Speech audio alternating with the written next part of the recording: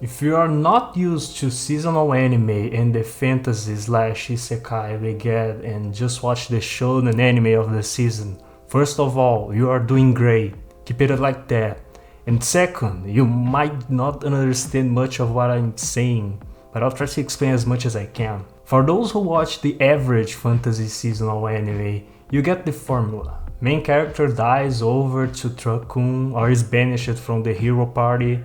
He gets to another world as main character of that world. Turns out that in this world he's awesome and extremely powerful. A lot of girls like him because he's the main character. He proceeds to deal or defeat any obstacle with no training or effort. To name a few from this season of Winter 2024, Tales of Wedding Rings, the strongest tank Labyrinth raids, or my instant death ability is so overpowered, no one in this world stands a chance against me. I like how the title spoiled every fight in the anime with this one. You get the idea, the fantasy genre is not pretty when you look down more than 4 or 5 shows in the seasonal anime list. It doesn't mean that all of them are bad, this season has some really good fantasy anime. Delicious Dungeon, Mashley Season 2, Wrong Way of Using Healing Magic. There are some good shows that explore some interesting themes that differentiate from the average fantasy anime and makes them way more interesting. However, I decided to focus on Solo Leveling for this video. Solo Leveling is about our boy, Jin-Woo, that due to mysterious reasons was given magical powers to become an idol. However, his power level is E rank, the lowest rank possible, and making him the weakest idol in Korea. The mission of the idols is to raid the mysterious portals that appear all over the world. By defeating the boss of the caves with their great performance, they prevent from the Twitter users to get out and make the world look like daily. Jung has to continue to perform since he gets free healthcare for his mother and can pay for his sister's studies. Unfortunately, in one of our great concerts, we found a deeper hole that led us to the ultimate K-pop stan group, where we are cursed by the fandom to survive being cancelled in the internet. It's Joe over for most of the group. Somehow, our K-pop star survives and now he evolves from simple idol to the greatest line form to ever exist, a gamer. We will now see Jung-Hoo Sok in his mission to grow stronger and grind levels in this dangerous place. Oh wait, wrong Korea. Where he will learn that being a gamer can be more demanding than he expected. He will grind levels by himself. Grind out that sick weapon by defeating bosses, outperform other K-pop groups in PvP, and when everything fails, like every gamer, abuse your secret card, the credit one. Fight against the system, literally. All of that so we can find our way to cure our mother and get out of this shithole called Twitter. As I said before, most seasonal anime don't get the progression part of fantasy. Look at the instant death isekai. What is the point of bringing someone to a world where he can fight the most powerful people and creatures if he can just insta-kill without any effort? Paraphrasing myself from the past, almost every fight is to show how powerful someone is, or seeing 2 or more fighters of similar power and/or skill engage in each other with their respective abilities to see who is the best. Of course, this is not considering the reason for the fight. Generic overpowered main character from isekai doesn't achieve anything besides self-insertion and escapism. Anime where characters has to struggle and work for their abilities feels way more deserved of carrying such power, even if it is not a great or powerful one. And this is where Solo Leveling nails it. There is something addictive to the number go up system of most games. The loop system of getting a quest, doing that task by killing monsters and then being rewarded with new equipment or a visible way of measuring your strength is really fun. And I'm not talking solely about games. This goes way back to the Dragon Ball Z and the power level from the Scouter device. Solo Leveling using the RPG UI gives us a way to measure Jin-Woo's strength, abilities and equipment he uses, and by that a scale of how strong he is and how strong the opponents he is fighting. The E to S rank hunters is a good measure, but by itself is fuzzy. We don't know exactly how strong a B rank hunter is compared to a C rank. It may be by skill, experience, or exponential power, but giving us a character who we can measure by showing how he is growing his abilities and numbers, we can understand the differences in power, and better understand the entire system. With all of that, you bet seeing Jin-Woo raid dungeons, defeat monsters and bosses, get new skills and weapons, all of that feels deserved, because the main character commits to the grind. He still has to do push-ups, quests and run 10 kilometers every day for the rest of his life, unless he wants to get thrown into some desert void where he's hunted by that giant caterpillar. He still is overpowered fantasy main character, but it feels deserved. Talking about the characters, I like how every hunter has their motivations, be it money, fame, murder. Of course, at this early stage the anime couldn't work much of the characters, we mostly got fights.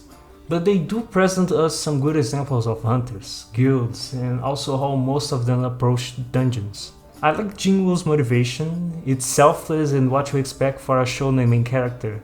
But what I like is that although he has the menus, he doesn't know much about gaming. The little he gets is from his sister by him watching her play and talk about games. That is actually smart, so it teaches the audience that are not into games that the fundamentals of RPG numbers, abilities and status effects. It can be frustrating for someone who does play games and seeing a noob put all his points into strength going full kill or get kill build, and not considering what the other stats could do for him, ignoring the system telling him that he will be punished if he don't complete the quests, now experimenting with other rewards from the daily quests.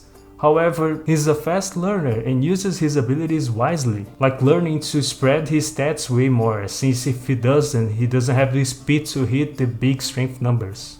Or saving the full recovery reward to use mid-battle to get a free heal, for example. Battle-wise, there is some character growth and we saw him getting more confident as he grows stronger. Too bad that this is only for the protagonist. I wish I had more to say for the side characters. The fights are so awesome. The solo leveling manga has some freaking good panels that the anime is doing some great work adapting them. But the fights are straight up great.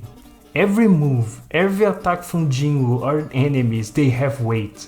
If the attacks does not have weight, it's because it's fast and nimble. It's cool the same way. His abilities give him an edge, but they give a debuff so he can't spam it over and over. He can't overbuy items else the cost may be too great. Do you realize that what this is in comparison to the overpowered main characters from the fantasy and isekai? These are weaknesses. Every power Jin-Woo uses has a weakness of some sort. He is overpowered, but not invincible. His abilities has a cost and his resources are few. He can't win battles without trying unless his enemies are way weaker than him, and that's because he grinded for the numbers. Once again, the battles by itself are awesome, and watching he uses his collection of abilities he gathers make the victories feel deserved. If there is something where solo leveling doesn't do well, it's in the world. Hear me out. I like the setting of modern world of Korea. We have magical portals where monsters can appear, and for that we can raid, but to be honest, it does not commit to the fantasy enough. An anime that does a similar concept is Gate. In that show they also have to raid another world through a portal, but that's the difference. There is a whole world behind the portal, where the places feel connected. The portals of solo leveling are mostly boring caves and weird corridors, with some few exceptions like the burning tower entrance where he fought the Cerberus, or that god sacrificial room. I would really appreciate some more astonishing places, even if those were not in the original. One of the best things about solo leveling were the amazing panels, so they could take this as an opportunity to improve even more. Another thing that, if you are a subscriber from my channel, doesn't surprise you, are the RPG menus. The portals may have a reason for it later, there might be some setup for that, but the gamer HUD doesn't make any sense. Why does he have that? Does that god made him resurrect as a gamer? It really is something out of place, and that is something that a lot of trash and fantasy isekai do without any reason whatsoever. I know what I said before, it gives us a way to measure the protagonist's strength and abilities, however it's not something that is part of the role. No one else can see or use RPG menus until now. Nothing from the other worlds is high-tech or technological. We didn't see anything like that. I know it's a popular trope in fantasy anime, but it's not well used. I can give you an example of anime that does world building way better than Solo Leveling, one that nails it, but fails when it comes to progression. If there was something I like in SAO was the shots of various places the anime would give us as we follow Kirito. It goes from floating islands, top of mountains where an ice dragon boss spawns, a house by the lake. It really felt that each floor had its own biomes and themes. Guess what? There wasn't a single boring cave. Closest to that were the dungeons where we would get to the boss of each floor. However, the progression of the anime was messed up. It didn't give us what we were asking, but the world building made sense. The RPG menus made sense because they were inside a video game. They could see stats and equip and unequip items. Everyone had access to the menus, and it was not only that. This is a fantasy anime where it doesn't have magic. Everyone can only use melee weapons and shields, and your quote-unquote magic attacks are enhanced sword combos that they call sword skills. There are sword skills that you can charge forward so you can get closer to your enemies. There are sword skills that are combos of multiple hits that do high damage. There are sword skills for parrying. It doesn't stop there. We have also multiple weapons for you to choose that differentiate in playstyle. Swords, hammers, clubs, maces, shields, spears, halberds. It was not just the world that looked pretty, but all the systems that the anime gives us were really well thought out. Which really sucks since I wished we had more of Aincrad back when it was releasing, and being really disappointed seeing most of that world ignored. Solo Leveling is missing that. It has the sick fights, it has some great shots, it nails progression really well using the RPG menu tropes, but is missing that care for its own world, that attention to detail that makes everything more immersive. But overall, I'm loving Solo Leveling. I have my nitpicks, but that doesn't take credit away. But hey, there are other great shows in this season, especially for the fantasy genre. Maybe you can find other interesting anime to check. Just don't watch the trash isekai. Enough of trash isekai. Keep it up with Solo Leveling and... Wait. If the hunters can go to other worlds and the creatures can also travel to Earth, does that mean the Solo Leveling is an isekai as well?